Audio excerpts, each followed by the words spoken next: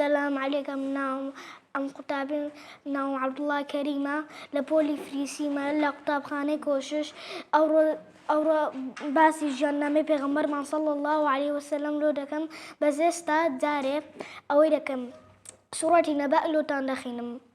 أعوذ بالله من الشيطان الرجيم بسم الله الرحمن الرحيم عما يتساءلون عن النبأ العظيم الذي هم فيه مختلفون كلا سيعلمون ثم كلا سيعلمون ألم نجعل الأرض مهادا والجبال أوتادا وخلقناكم أزواجا وجعلنا نومكم سباتا وجعلنا الليل لباسا صدق الله العظيم. أو جارين باسي فرمودەکانی پێغەمبەرمان صلی الله عليه وسلم لۆتان باس دەکەم.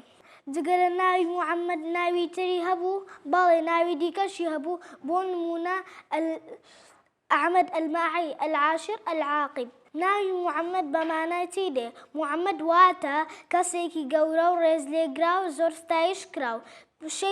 وشەی پێغەمبەر بە واتای چی دێ؟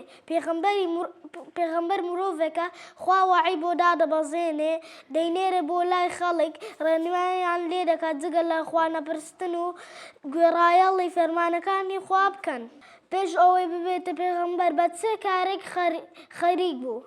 بە منداڵی شوانی کردووە پاشان بوو بە دەست پاکترین و ڕازگۆترین بازرگان. تەمەنی چەند ساڵ بوو کە خوا کردی بە پێغەمبەر؟ تەمەنی 40 ساڵ بوو کە قورئانی بۆ دابەزان واتە 23 ساڵ پێغەمبەر بوو. کێ قورئانی بۆ دابەزان لە ئاسمان؟ خوای گەورە لە ڕێگەی فریشتە جبرائیلەوە قورئانی بۆ ناردە خوارەوە. پێغەمبەری ئازیز صلی الله عليه وسلم فەرموویەتی ڕضا الله في رضا الوالدين وسخط الله سخط الوالدين.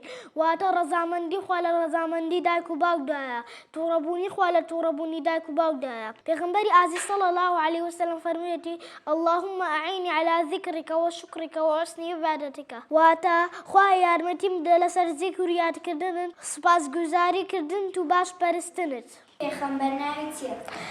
پێغەمبەرمان صلی الله عليه وسلم درودی خوای لەسەر بێت ناوی محەممەدی کوڕی عەبدوڵڵای کوڕی عەبدولموتەڵیب دایکی ناوی ئامینەی کچی وەهەب بوو. بە منداڵی شوانی کردووە دوای بوو بە دەستپاکترین و ڕازگۆترین بازرگان. قوتابیان هەمووتان ژیاننامەی پێغەمبەرمان صلی الله عليه وسلم بخوێننەوە بۆ ئەوەی ببنە کەسێکی زۆر باش و بەدین.